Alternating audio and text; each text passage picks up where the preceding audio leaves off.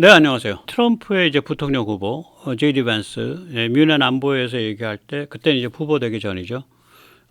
미국 입장에서는 지금 유럽에서부터 힘을 좀 걷어들여가지고 동아시아에 박아야 된다, 힘을.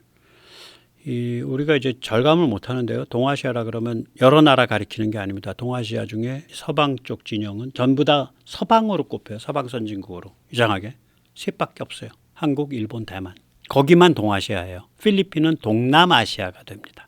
필리핀부터는. 그러니까 한국, 일본, 대만에 미국이 몰빵해야 된다 그 소리예요 지금. 제이디 밴스 얘기가 그거였어요. 아마 그것 때문에 그런 사정이 밝혀지면서 이게 트럼프 고립주의가 아니구나. 이 사정이 밝혀져서 그런지 요즘 언론들이 한국 언론이 트럼프 주기에 광분을 했어. 고립주의에 빠져갖고 헤매면은 좀 이쁘게 영감님을 띄워주려고 그랬는데 백모만 늦었지. 백모는 지금도 트럼프에 대해서 비판적이에요. 좀 정신머리 없는 영감인데 긴고아를 잘 뒤집었으면 아마 위대한 업적을 남길 거고 긴고아 안 뒤집었으면 저거 천하를 어지럽힐 사람이다. 저는 그렇게 보고 있고 아직도. 자 보시고 이제 그러면 이제 중국 입장에서 보면 유럽 조졌죠. 러시아 편 들었다가 인도는 원래 앙숙이죠. 중동 파고들라 그러다가 지금 조졌죠. 동아시아 그렇게 됐죠. 남미도 뭐 시원치 않죠 성적이. 남은 거 어디예요? 동남아시아예요. 그래서 중국의 이제 최1급 글로벌 군사지정학자가 야, 동남아시아 놓치면 중국 이거 문 닫는다. 여기 꽉 잡아야 된다. 하고 이제 비명을 올리고 있습니다. 그런데 또 동남아. 그럼 또 한국이 또 참 한수하잖아요. 시원한 블랙핑크 영상부터 보시면서 듣겠습니다.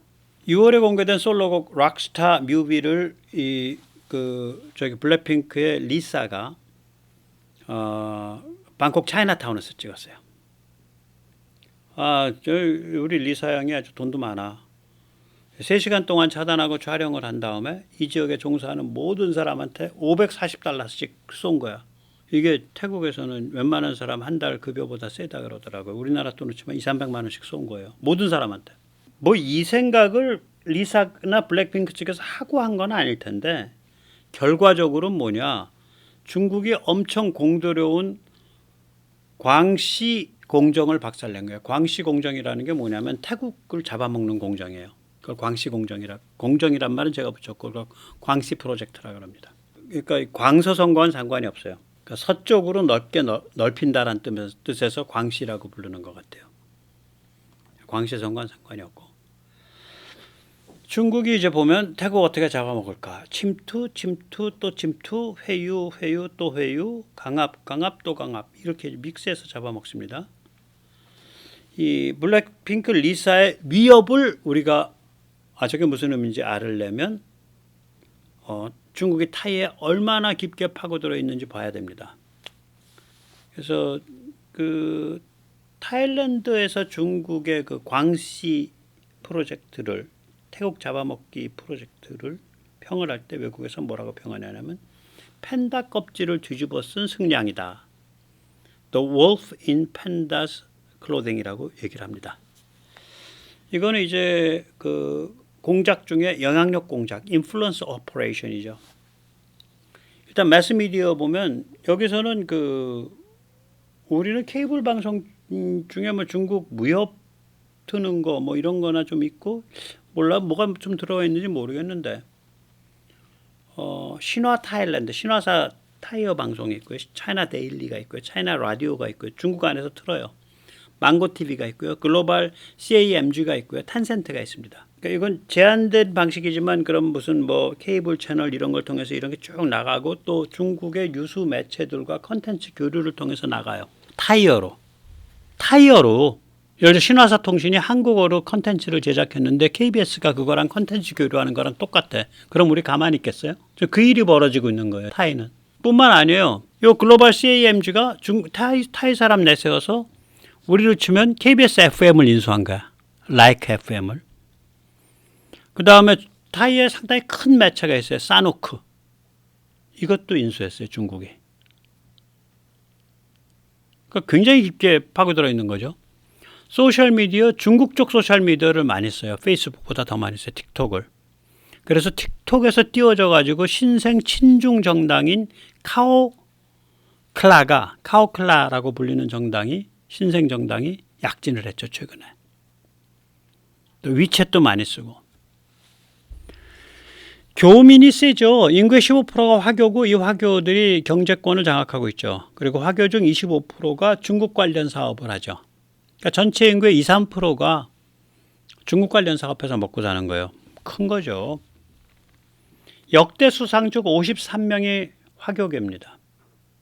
공자학원이 극성을 부려서 중국인 중국어 교사가 파견 나오죠. 애들 다 공산당, 중국 공산당 하부 조직원들이죠. 10,000명입니다. 10,000명. 뭐 제대로 된 전교조 하나 나오겠네. 중화전교조. 자, 여기서 잠시 세뇌탈출 제야구독료 부탁 말씀 올리고 또 이어가겠습니다. 아시다시피 세뇌탈출은 광고가 잘 붙지 않습니다. 붙더라도 천천히 붙는 경향이 있습니다. 도와주시면 보다 좋은 컨텐츠로 찾아뵙는데 커다란 힘이 되겠습니다. 감사합니다. 이 정도 일이 벌어지려면 범털 중에 범털들이 뭔가 이제 중국의 앞잡이가 돼야겠죠. 한국에서는 뭐 홍석현 씨가 물론 범털이긴 한데 뭐 그렇게 서열이 높지 않은 실권이 높지 않은 범털이어서 이런 일이 안 벌어졌죠. 그냥 뭐 저걸로 끝났지. 예. 또 조선일보 안미경중 슬로건 내세운 김대중 그 논설위원께서 범털이시긴 한데 서열이 안 높아서 이렇게까지는 안 번졌지. 중국은 내놓고 번졌어요. 탁신 친나왓 전 총리 2006년까지 총리를 했죠. 중국의 앞잡이입니다. 그냥 화교계고 그 다음에 타이 최고의 재력가 집안 찌아완원 가문의 대표 탄인 찌아완원. 여기는 뭐 중국과 비즈니스에서 세계적 부호예요. 예, 탄인 찌아완원은. 타이 왕실의 마하짜끄리 시론톤 공주. 뭐 그래서 시진핑하고 사진도 찍었네요. 이런 범털들이 나서서 종중의 앞잡이를 한 거예요. 예, 그래서 뭐 좀 심각한 거죠. 그래서 이제 타이는 군부는 미국과 가까워요. 오스트레일리아랑도 가깝고. 근데 세태가 이러니까 밀려서 압력을 받아가 정치권에서 압력받아서 중국 무기를 많이 들어와. 소총, 드론, 85식 장갑차, VT-4 탱크, 위안급 잠수함. 원래 이제 그 잠수함 3척 도입키로 한 것을 군부 쿠데타 정부가 들어선 이후에 군부 쪽은 이제 미국이나 이런 거 신경 많이 쓰니까 억지로 한 척으로 줄였어요. 저거 가지고 시비 걸었잖아. 엔진. 야, 거기 독일제 엔진 쓰게 돼 있는데 왜 그 중국제로 바꿨어? 독일제 구해요 그러니까. 중국이 독일제 그 MTU사에 가서 엔진 파세요 하니까 우리가 왜 팔아요? 그래서 그거 가지고 산다 안 산다 했다가 억지로 줄여가지고 한 척 만들어 놓고 아직도 최종 사인 안 하고 지금 밀당 하고 있어요. 잠수함은 결국 들어갈 거예요. 왜냐하면 사회 전체 분위기가 이게 친중 종중에 의해서 접수돼 있어서 말하자면 범털들이 결국은 한 척은 사게 될 거예요. 근데 잠수함을 인수하면 정박할 항구가 마뜩치 않아요. 주요 항구는 모두 미군, 오스트레일리아군이 수시로 방문해서 사용하고 있어요. 그래서 이 전면적인 중국 침투 압력 속에 군부를 중심으로 간신히 서방과 연결돼 있으면서 안미경중을 하고 있는 거예요. 안보는 미국, 경제는 중국. 참 조선일보 케이스죠. 뭐 조선일보가 꿈에도 그리는 게 이 케이스입니다. 안미경중이. 안미경중의 모델 어디 가서 찾으면 되냐? 타일랜드 가서 찾으면 돼. 김대중 선생님 안 그래요? 아마 모르겠어. 중앙일보의 홍석현 회장께서는 이거보단 좀 더 세게 중국에 가서 붙는 걸 좋아할 것 같은데. 안미경중이 아니라 안중경중 정도. 안보도 중국, 경제도 중국. 중국과 더불어. 더불어당과 더불어. 타이에서는 안미경중이라고 그렇게 재미없는 얘기를 안 하고 바람 속의 대나무. The bamboo in the wind. 우리말로 하면 바람 속의 갈대예요. 갈대, 바람이 부는 대로 누웠다가 일어났다, 누웠다 일어났다. 그렇게 부른대요. 타이에서는. 네, 바람 속의 대나무. 그게 이제 한국어로 들어오게 되면 김대중 선생이 잘 번역을 미리 해놨죠. 안미경중. 조선일보 번역이 되겠습니다. 이게 조선일보의 로망이고요. 한동훈 씨가 이 정도까지는 타락을 안 했기를 간절히 기원합니다. 조선일보랑 너무 관계가 깊으니까 우려가 되죠. 자, 이런 상황에서 이제 다시 얘기를 돌아가겠습니다. 중국의 피터 자이언트, 정용nen이라는 사람이죠. 이력이 굉장히 화려해요. 약 30년 가까이 서방에서 생활했어요. 1990년에서 2019년까지. 그러니까 당연히 이런 사람의 중화주의 이데올로그가 됐으니까 굉장히 세련된 중화주의 이데올로그겠죠. 베이징대를 80년대에 졸업을 하고 프린스턴 대학교에서 박사를 따고 싱가포르 동아시아 연구소 연구원을 했고, 그때 이 사람의 주요 그 연구 분야가 중국의 정치와 사회, 애국주의 교육이라는 걸로 했고, 그 다음에 영국 노팅엄 대학 교수를 했고, 그 다음에 싱가포르 국립대 동아시아 연구소 소장을 했고, 그리고 홍콩 중문대학교 교수로 간 거예요. 뭐 아주 뭐 엄청나게 잘 그 커리어를 쌓은 사람이죠. 이 사람이 겉으로 보면 굉장히 그 뭐라 그래, 중국이 가야 될 길이라고 하는 10가지 포인트를 최근에 에세이를 발표를 했는데, 겉으로 보면 그냥 그럭저럭 들리는데 이 내막을 보면서 이거 씹어보면 참 그 기구한 맛이 느껴집니다. 기구합니다. 한번 직접 들어보시죠. 이건 이제 10개 명제, 요약 명제를 제가 고스란히 옮긴 겁니다. 첫째, 트럼프가 승리하면 서방에서 파시즘이 부활하며 미국은 중국에 대해 더욱더 공격적으로 변한다. 둘째, 전 세계에 걸친 파퓰리즘과 애국주의의 물결은 전쟁 위험성을 한층 더 높인다. 전쟁을 좋아하는 사람은 없지만 그럼에도 전쟁은 벌어진다. 셋째, 바이든이 승리하면 극단주의가 제어되겠지만 중국에 대한 미국의 정책은 트럼프와 다를 바가 없다. 넷째, 세계는 아직 미국과 중국 양쪽 진영으로 쪼개지지 않았지만 그 개연성은 점점 더 증가하고 있다. 다섯째, 서방은 중국을 매도하는 인지전쟁을 벌이고 있으며 중국은 이 때문에 다른 나라와 관계를 발전시키는 데 어려움을 겪고 있다. 여섯째, 일본과 한국은 이미 미국의 품에 안겼다. 일곱째, 중국과 중앙아시아 국가들과의 관계는 본질적으로 안보를 위한 것이다. 여덟째, 인도가 성장함에 따라 중국은 인도의 영향권을 파고들기 어렵다. 아홉째, 러시아는 서방에 속하는 나라로서 항상 서방이 받아들여주기를 갈망해왔다. 러시아와 서방의 관계 변화에 대해 중국은 신경을 곤두세우고 있어야 한다. 특히 우크라 전쟁을 그치게 할 솔루션이 도출됐을 때 엄청 신경 곤두세워야 한다.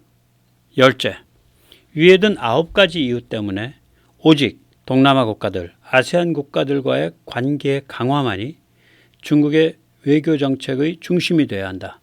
중국의 안보와 경제 번영은 아세안 지역, 동남아 지역에 걸려 있다. 참 애절한 말입니다. 예. 보세요. 중앙아시아? 거기는 안보 때문에 하는 거지. 거기 뭐 그 사막으로 죽여야지. 거기서 얻을 게 뭐가 있겠어. 단지 거기를 안보 관리를 안 하면 그 러시아가 우리 뒤통수 칠 때 크게 당할 수 있으니까 그 버퍼로, 러시아 버퍼로 안보 관리해야 돼. 그 얘기예요. 이게 중앙아시아는 안보를 위한 것이다. 러시아? 걔들은 기본적으로 유럽이 되고 싶어서 환장한 애들이야.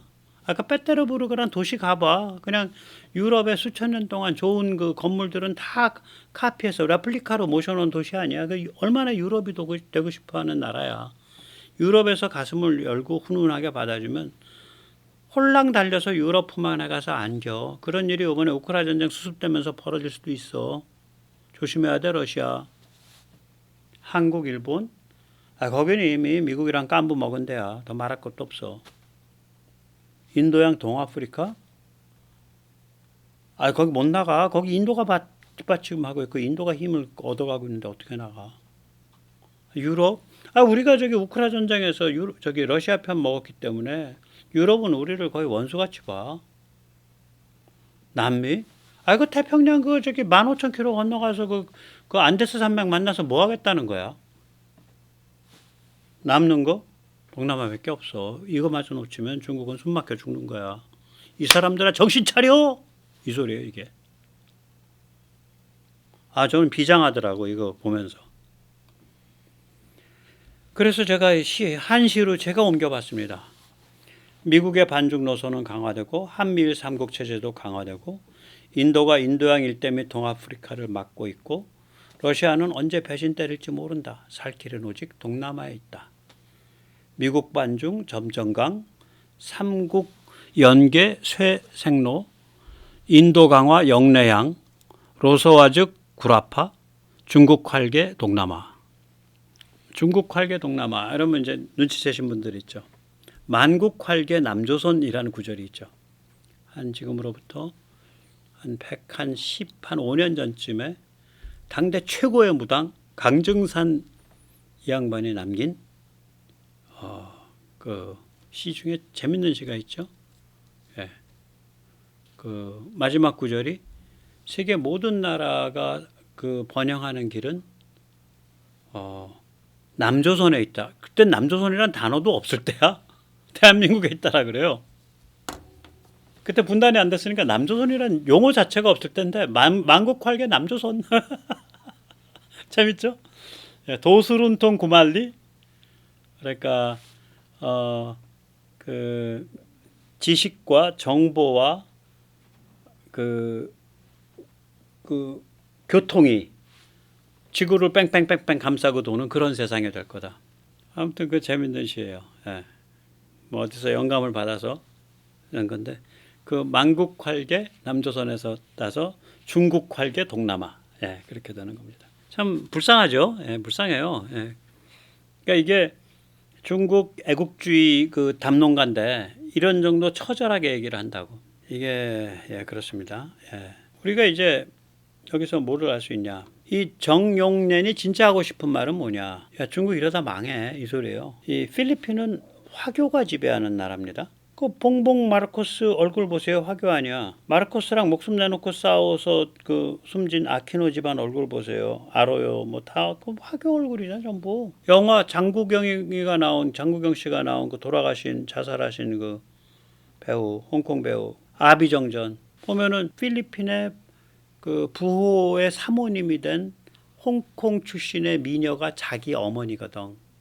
그래서 홍콩에서 암흑가에서 총상을 입어서 여기 배 마창에 뚫려가지고 피 질질 흘리면서 그 필리핀까지 밀항을 해서 그 어머니한테 가는데 너무 잘 살아서 세상에 그 광대한 저택에 문을 들어서서 그 본가까지 가는데 가도 본가가 안 나오잖아. 필리핀은 심각한 말로 그런 얘기를 하죠. 100대 가문 안에서 태어나든지 태어나지 말아라. 근데 그 100대 가문이 전부 다 화교예요. 아키노 가문이 마닐라 시내 부동산의 한 3분의 1쯤 갖고 있을걸요. 그러니까 우리로 치면 서울 시내 부동산의 3분의 1이 아기노 가문의 거예요. 그러니까 우리랑 개념이 좀 다르죠. 그러니까 그런 화교들이 반중을 한다. 이게 뭐겠어요? 동남아 화교의 분위기를 반영하는 거죠. 그러면 동남아 화교가 아까 이제 태국을 먹을 때도 이 태국 화교 통해서 먹으려고 해온 건데 이 사람들이 그렇게 단선적이질 않아. 전부 뭐 간첩스러운 게 아니에요. 그냥 좋은 게 좋고 비즈니스에서 돈 벌면 좋지 뭐. 우리 저 중국 좋잖아 뭐. 이런 정도였어. 우리나라 지금 종중친중도 대부분 그래요. 진짜 간첩스러운 충성스러운 간첩은 있어야 몇 분이 계시겠어요. 몇 분 안 계시지. 이 동남아 화교가 중국에 대해서 굉장히 부정적인 관점을 가지게 했는데 5개 계기가 있습니다. 하나는 홍콩 사태입니다. 홍콩은 화교의 총 집결지거든. 홍콩을 짓밟는 걸 보고 야, 저 사람들 이상한데 이걸 대만 협박하는 거 보고 저거 이상한데 필리핀을 압박하는 거 보고 야, 저거 정상이냐? 서방과 긴장하는 거 보고 야, 우리가 너희한테 무슨 원부자재 받아가지고 우리나라에서 가공해서 팔기는 서방서 팔어. 근데 서방이랑 싸움 나면 어떡하자는 거야, 우린 중간에서.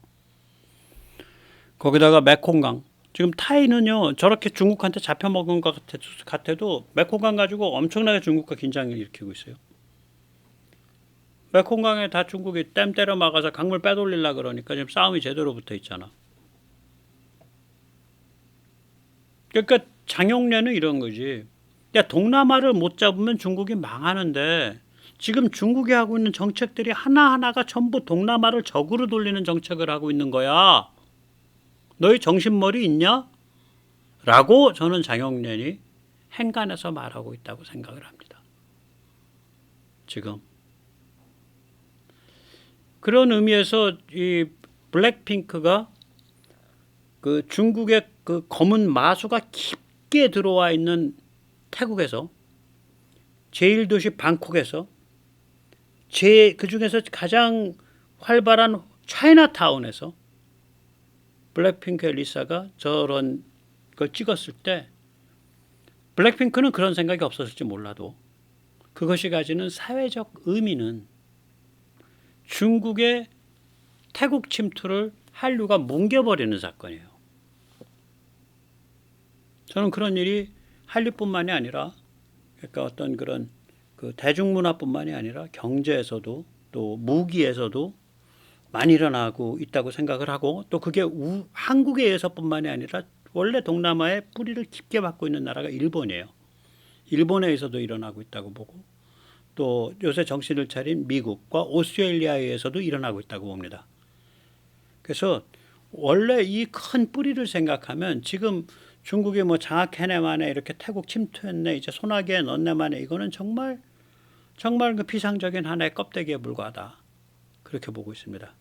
그래서 동남아에서 중국을 물리치면 지금 장용련이 지금 겁에 질려 부들부들 떠는 그런 일이 벌어지면 중국은 숨통이 막힙니다. 숨통이 막히면 일단 이제 그 다음엔 뭐 착해지거나 아니면 착해지겠죠. 더 발작해봐야 그 다음엔 돌아가시니까. 예, 오늘 여기까지 모시겠습니다. 감사합니다.